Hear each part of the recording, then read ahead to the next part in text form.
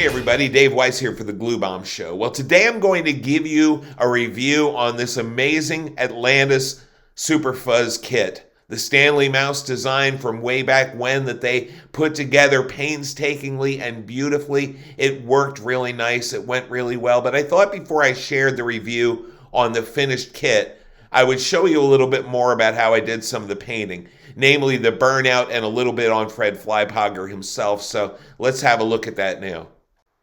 So here we have the burnout. Now what you can see is I painted it in a darkish gray. I did this with an enamel, a standard tester's bottle enamel. And now what I'm doing is I'm going over it with black and just to a really light black acrylic wash just to kind of fill in those seams. We're going to start off with some darkness. I thought about making this more like a whiter, cloudy kind of looking thing.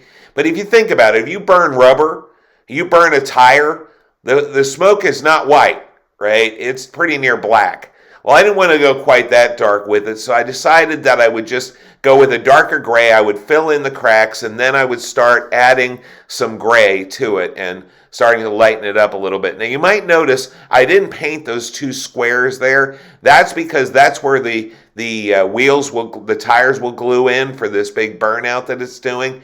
So I didn't paint that in hopes that the glue would adhere a little bit better when I'm getting ready to glue those big fat slicks into that hole. Now, as I'm going over this, you won't see the whole thing because I ended up having to let it dry a few times to get it to where I wanted it to be. But all in all, I think it came out pretty well, and you'll see that in the end result.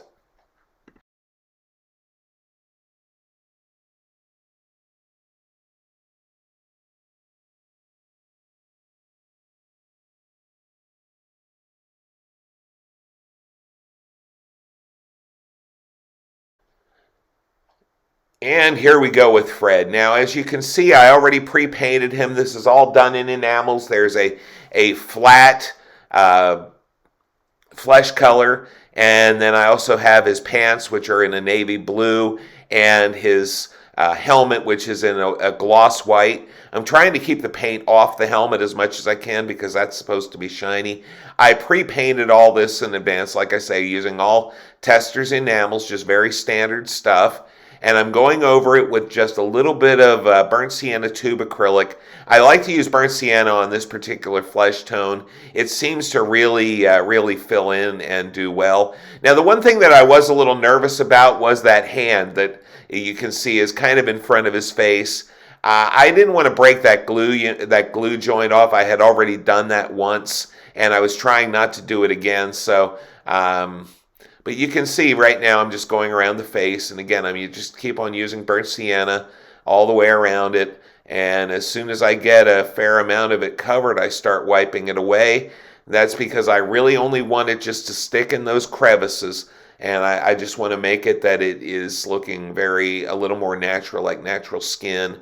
Of course, he is kind of a monster, right? He's kind of a creature monster kind of character, so I don't have to be too careful about being ultra realistic, but I am trying to make him look really good. And once again, I'm wiping off his eyes. Now, the one thing on the last kit that I did, the flip out kit, one person pointed out that I didn't give him bloodshot eyes, and I try to be pretty faithful to what the original artist did with that, so I will go back and put bloodshot eyes in this, and you'll see that again in the review. And once again, I'm just getting this burnt sienna as far around it as I can.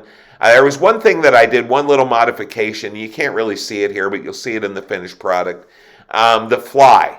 There's always a fly. Now, on the picture of the build-up model, they had it glued to one of the tires, and that was okay. But in the illustration, the one the Stanley Mouse did, it actually looks like he's trying to club the mouse with the fly with his billy club. So I decided to go that route instead. You can't really see it here. You might see it as I'm flipping things around. But I took an X-Acto knife and I drilled just a little tiny hole in that club so that there would be a place for the wire to go, and I drilled a little hole in the back of the fly as well so I could attach it with a little piece of black wire. And I think it came out pretty neat. And again, you'll see that in the final review. In addition to this, now you see him taking some burnt umber over the club, and we're wiping that again. And I also put some between his fingers to kind of accentuate the fact that he's holding on to the wooden club. And I did end up going over this a couple of times because I kept trying to hit parts that I missed. You can see I've got a little bit of a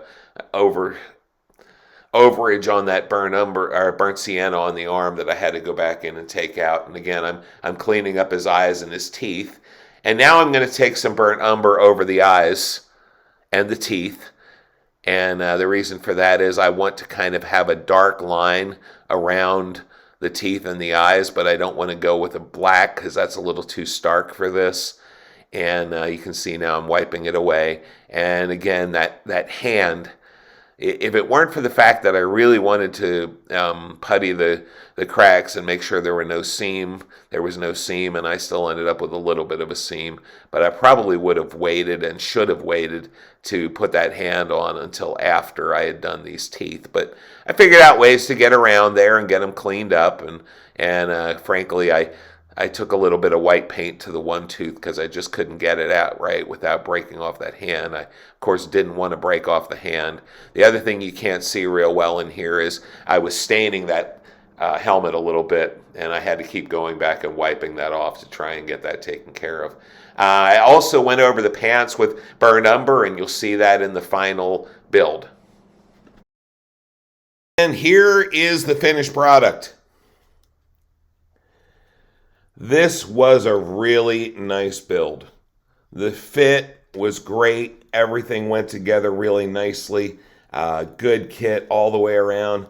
Now, the only thing I can honestly say I wished was that Fuzz word would have been a decal instead of just a raised panel on the side. That would have made it a little easier because I'm not a great letterer, but anyway, I think it came out all right. And look at all these details. This guy reaching his hand out from the burnout cloud was, I'm not quite sure what to think about that, but it's funny.